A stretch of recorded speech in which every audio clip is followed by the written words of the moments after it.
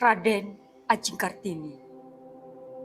Raden Ajeng Kartini, sosok pahlawan emansipasi wanita yang telah berhasil memperjuangkan hak yang kini didapatkan oleh para wanita Indonesia.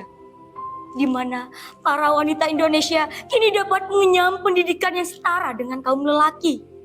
Berbeda dengan saat terdahulu, di mana kaum wanita hanya bisa menggantungkan nasibnya pada adat istiadat setempat.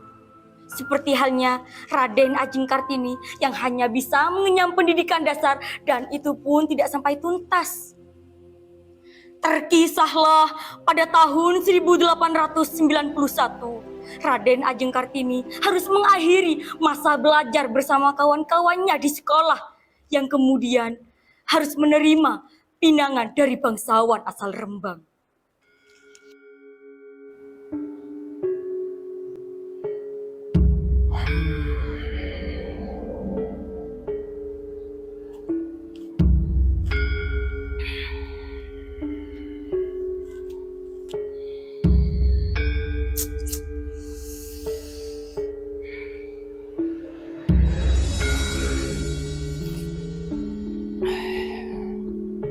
Kartini, kemari Lando.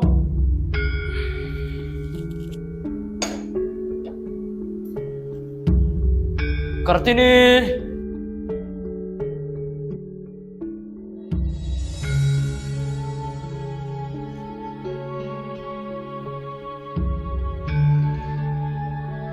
Enjeh Romo. Dok, Romo ingin berbicara kepada. Berbicaralah Romo, aku akan mendengarkan. 2 hari yang lalu, Raden Aryo Singgi telah datang kepadaku. Dia mengutarakan keinginan hatinya untuk meminangmu. Meminangku di usiaku yang sebelia ini? Tidak, Romo. Dok, sudah waktunya untuk kau menikah. Terimalah pinangan dari Raden Aryo Singgi. Dia seorang bangsawan Rembang. Bersamanya, hidupmu akan tercukupi. Ini bukan masalah kecukupan hidupku, tapi masa depanku, Romo. Masa depanmu telah di depan mata. Setelah menikah nanti, itulah masa depanmu. Bukan itu yang kumaksud, Romo. Aku mengerti, Romo, tapi menikah berarti memberhentikan sekolahku, dan aku tidak menginginkannya. Aku hanya ingin Kartini! bersekolah.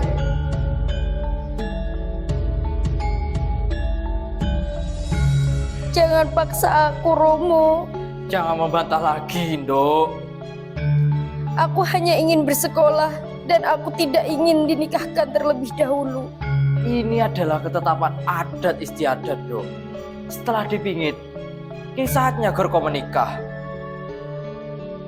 Aku mengerti, Romo, tapi setelah menikah nanti, hidupku tak lagi sama. Aku hanya ingin menjadi wanita yang berpendidikan. Izinkan aku untuk bersekolah, Romo. Aku mohon, Romo. Tidak. Aku adalah Romomu. Aku yang berhak menentukan masa depanmu. Tak perlu kau teruskan sekolahmu itu, Ndok. Bisa menulis dan membaca, itu pun sudah cukup. Kau akan tetap menikah. Romo.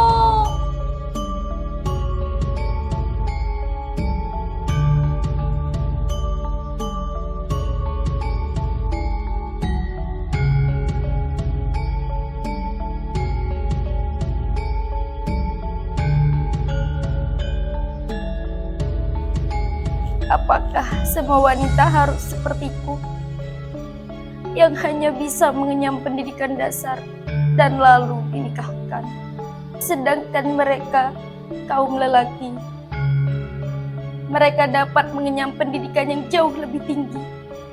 Mereka berhak berbicara, mereka berhak memimpin, karena mereka berpendidikan. Sedangkan aku, apa hakku? Apa yang bisa aku lakukan? dan apa yang bisa kukatakan. Kini, aku hanya bisa berdiam diri, menuruti semua perintah Romoku.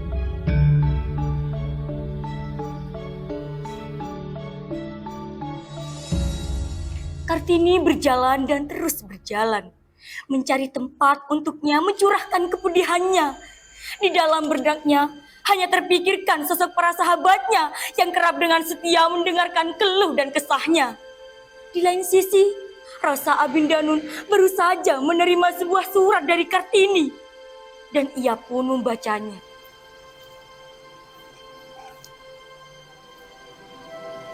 Kartini,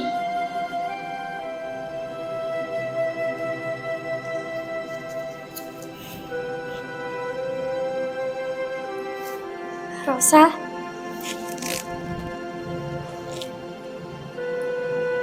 Rosa, kita duduk dulu ya.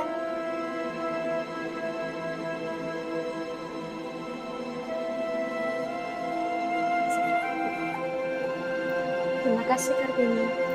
Sama-sama Rosa.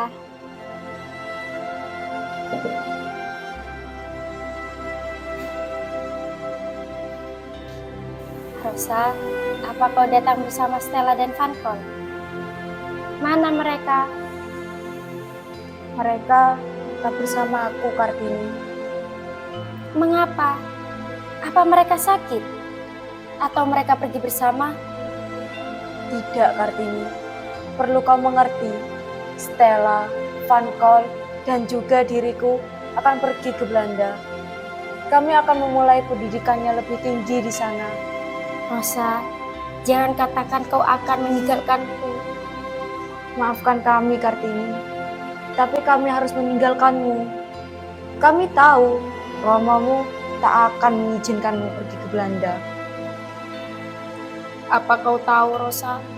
Seorang bangsawan Rembang itu telah datang kepada Romoku. Dia meminangku. Dan Romoku pun menginginkan aku untuk menikah dengannya. Aku tahu ini berat bagimu, tapi terimalah Kartini, karena ini adalah adat istiadatmu. Jadi, kau tak lagi memperdulikanku, Rosa. Bukan itu maksudku, Kartini. Tapi ini adalah perintah Romomu, dan kau pun pasti lebih mengerti bagaimana sikap Romomu itu. Rosa, bawalah aku bersama kalian agar aku bisa mengenyam pendidikan yang lebih tinggi.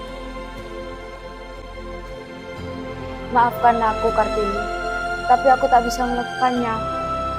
Dan sekaranglah waktunya untukku pergi. Tapi, Rosa, Kepedihannya kini benar-benar tak terungkapkan. Masa sekolahnya harus terhenti, dan dengan tiba-tiba para sahabatnya meninggalkan Kartini. Di dalam hati Kartini masih tersimpan secercah harapan untuk belajar. Hari-harinya ia isi dengan menulis surat kepada Tuan dan Nyonya Abindanun yang merupakan orang tua dari sahabatnya. Mereka telah seperti orang tua Kartini. Kartini bercerita tentang kehidupannya yang tak lagi bersekolah itu. Hingga Tuan Abindanun pun memberikan beasiswa kedokteran kepadanya.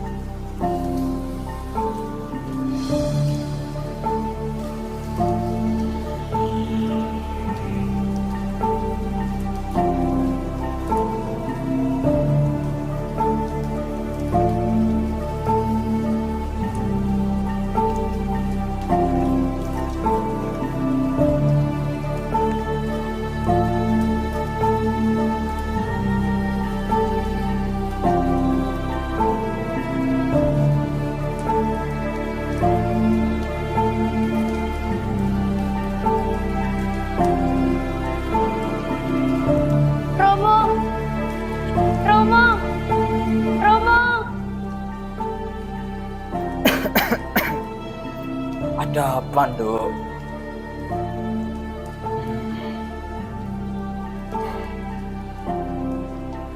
Apa yang membuatmu sesenang ini? Tak pantas seorang gadis berteriak seperti itu. Romo, aku mendapatkan beasiswa sekolah di Belanda. Dari mana kau mendapatkannya? Dari Tuan Abendanon. Dia adalah ayah dari sahabatku. Tidak, Dok. Pendidikan itu memang penting. Apalagi dengan beasiswamu itu. Romo mengerti, kau tak akan menyusahkan. Tapi, Dok, untuk seorang wanita, tak pantas untuk berpendidikan yang berlebihan. Romo bilang ini berlebihan. Apa maksud Romo? Ah, sudahlah. Perintahku tetap sama dan tak bisa untuk kau rubah. Dok, Raden Aryo Singgi telah datang dan bermaksud untuk menemuimu. Kemarilah, Raden.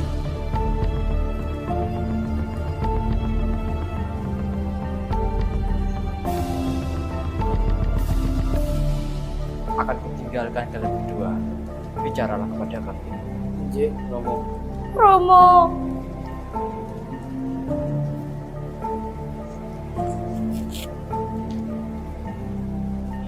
Dek Ajeng Kartini, bisakah aku minta waktumu sebentar? jika aku berkata tidak pun, kau akan tetap menyita sebagian dari waktuku. Dek Ajeng Kartini,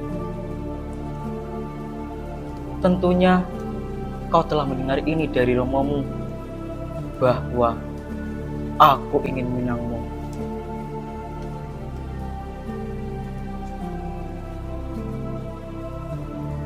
Berhenti membicarakan apa yang telah aku ketahui.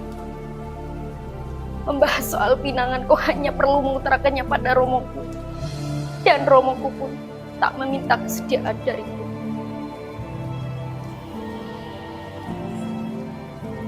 Mungkin yang kau katakan itu memang benar di Ajeng Kartini. Tapi perlu kau ketahui, aku meminangmu karena aku mencintaimu.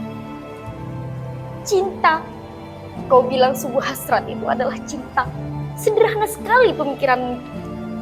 Tapi memang itu yang kurasakan di Ajeng Kartini. Itulah bedanya cinta yang kau miliki dengan cinta yang ada pada diriku. Aku tak mengerti maksud perkataanmu itu. Kang Mas, jawablah pertanyaanku terlebih dahulu. Jika kau cinta kepada seseorang, apa yang akan kau lakukan untuk mendapatkannya? Tentu akan kuperjuangkan cintaku. Begitu pula dengan cinta yang ada pada diriku. Akan kuperjuangkan cintaku kepada kaumku, kaum wanita.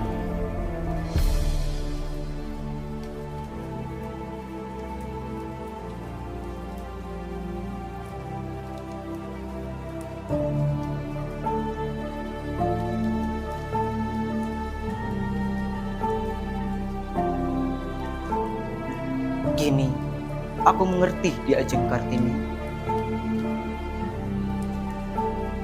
Tapi, bagaimana dengan romomu? Bukankah ia ingin agar kau menikah? Dan aku pun menginginkan agar menikah denganku. Romoku menikahkanku karena kau yang meminangku. Jadi, kau ingin aku membatalkan pinanganku? Tentu Kang Mas, inilah yang aku harapkan. Agar aku dapat bersekolah dan mengenyam pendidikan yang jauh lebih tinggi. Lalu, bagaimana dengan cintaku di Ajeng Kartini? Tak pantaskah aku merasakan cinta? Ini tak adil. Biarkan aku memperjuangkan cintaku. Aku berjanji akan berbicara kepada romomu tentang keinginanmu untuk bersekolah. Lalu, bagaimana jika romoku tetap menyuruhku untuk menikah? Baiklah, jika romomu tetap melarang, aku akan tetap mendukung cita-citamu itu. Akan kudirikan sekolah sebagai tempat belajar dan mengajar untukmu. Apakah ini semua cukup untuk meyakinkanku, Kang Mas?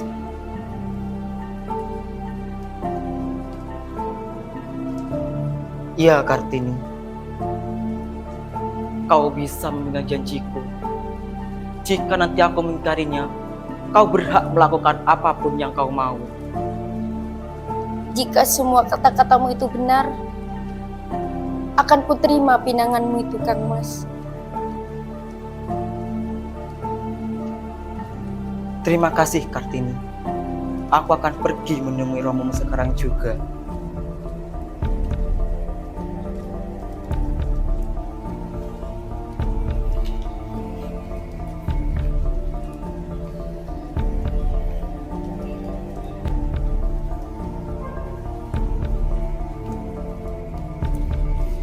Kupanjatkan rasa syukurku kepadamu, Tuhan. Entah apa rencanamu, sehingga aku dapat mengenyam pendidikan yang sempat kutinggalkan. Aku berjanji akan memerdekakan kaumku dari kebodohan. Dan aku berjanji akan kuubah dunia menjadi lebih baik lagi.